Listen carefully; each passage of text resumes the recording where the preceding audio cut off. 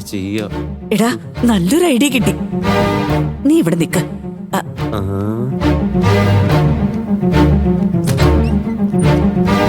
പിന്നെ അങ്കിൾ മോനെ ഒരു കാര്യം. പറഞ്ഞോ അമ്മേ.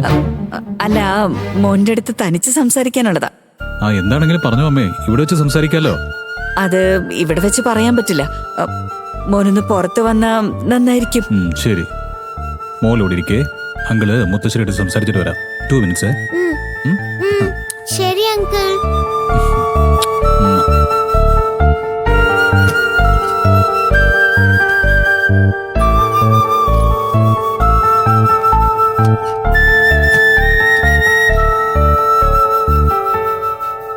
എന്താ അമ്മേ, എന്തോ പറയാനുണ്ടെന്ന് പറഞ്ഞിട്ട് എന്താ കാര്യം? പറഞ്ഞു.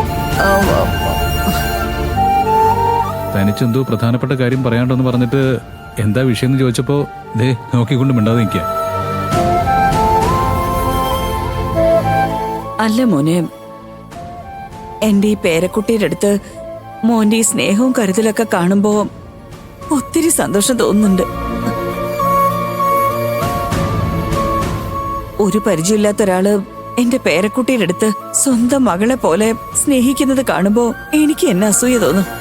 ഇതൊക്കെ കാണുമ്പോ എനിക്ക് എന്താ പറയണ്ടേന്ന് പോലും അറിയില്ല മോനെ. സത്യം പറഞ്ഞാ എന്റെ മനസ്സ് നിറയാ. മോനെ എത്രത്തോളം എന്റെ പേരക്കുട്ടിയുടെ അടുത്ത് സ്നേഹമുണ്ടോ അതുപോലെ മോന്റെ കവിന്റെ അടുത്ത് ഞങ്ങൾക്കും പറഞ്ഞറിയിക്കാൻ പറ്റാത്ത സ്നേഹമുണ്ട്. കവിന് ചിക്കൻ ബോക്സ് ആണെന്ന് മോൻ പറഞ്ഞില്ലേ? ദേവി കൂടിയ കവിനെ വീട്ടിൽ തന്നെ അങ്ങനെ നിർത്താൻ പാടില്ല. എത്രയും പെട്ടെന്ന് ദേവിയെ ശരീരത്തിൽ നിന്ന് പറഞ്ഞു വിടണം മോനെ. അതാ ചെയ്യേണ്ടത്.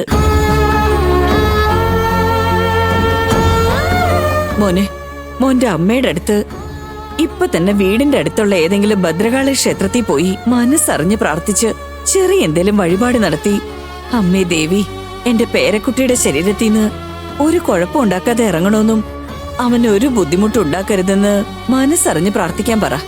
അങ്ങനെ ഇങ്ങനൊക്കെ ചെയ്താ കവിന്റെ ദേഹത്തുള്ള ദേവി കുഴപ്പമൊന്നും ഉണ്ടാക്കാതെ ഇറങ്ങി പോവോ? ഉറപ്പായിട്ടും മോനെ, ദേവി ഇറങ്ങും. മോൻ ഇപ്പൊ തന്നെ മോന്റെ അമ്മയുടെ അടുത്ത് ഈ കാര്യം പറഞ്ഞ് അവരുടെ അമ്പലത്തിൽ പോവാൻ പറ.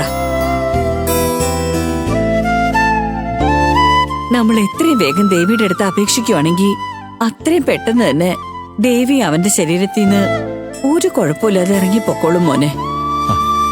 ഇതെനിക്ക് നേരത്തെ അറിയാമെങ്കിൽ ഞാൻ അപ്പൊ തന്നെ എന്റെ അമ്മയോട് പറഞ്ഞിട്ട് അമ്പലത്തിൽ പോയിട്ട് വരാൻ പറയുമായിരുന്നല്ലോ. ശരി, 1 minute. ഞാൻ ഇപ്പൊ തന്നെ അമ്മയെ വിളിച്ചിട്ട് ഫ്രീ ടൈം ഉണ്ടെങ്കിൽ ഒന്ന് അമ്പലത്തിൽ പോയിട്ട് വരാൻ പറയാം. ഈ ടൈമോ? ഇതെന്താ?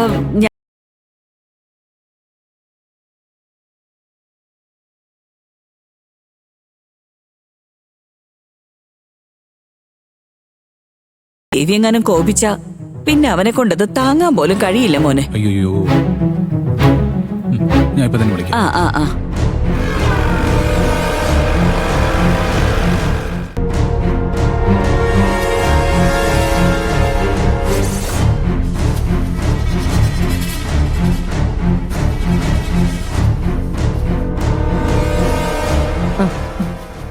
ഇതാ മാഡം. കവിൻ, എഴുന്നേക്ക്. എന്നിട്ട് ഈ തണ്ണിമത്തൻ ജ്യൂസ് കുടിക്ക്. അപ്പോ ശരീരത്തിലെ ചൂടെല്ലാം പൊയ്ക്കോളും കേട്ടോ. വേണ്ട അച്ഛമ്മ, എനിക്ക് ഒന്നും വേണ്ട. വായക്കൊരു കയ്പ്. എനിക്ക് ഇങ്ങനെ കിടക്കാനാ തോന്നുന്നത്.